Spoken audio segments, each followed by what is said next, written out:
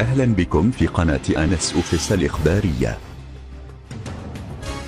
أفاد مصدر من باريس أن الفتاة الفرنسية لورا بريولا التي تتهم الفنان المغربي سعد المجرد بمحاولة اغتصابها، توصلت أمس الخميس باستدعاء من دائرة أمنية بباريس للمثول أمامها الثلاثاء المقبل على الساعة 3 زوالا بالتوقيت الفرنسي.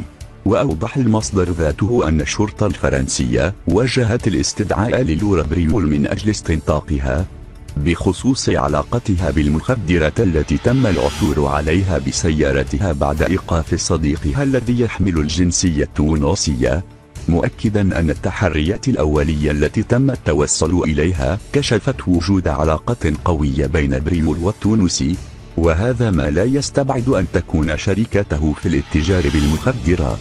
وأكد ذات المصدر أن بريول تتردد كثيرا على مدينة نيس التي تم فيها اعتقال صديقها داخل سيارتها وبحوزته كمية مهمة من المخدرات، الشيء الذي جعل الشرطة الفرنسية وانطلاقا من هذه المعطيات تسلط الضوء على قضية لورا للوصول إلى حقيقة تورطها مع شبكة كبيرة متخصصة في الاتجار بالمخدرات.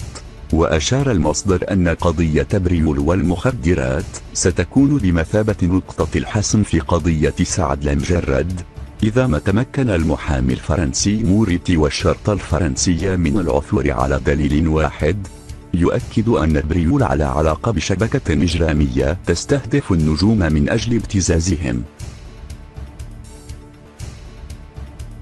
للمزيد من الأخبار تابعونا على قناة أنس أوفيس، يوتيوب، فيسبوك وتويتر.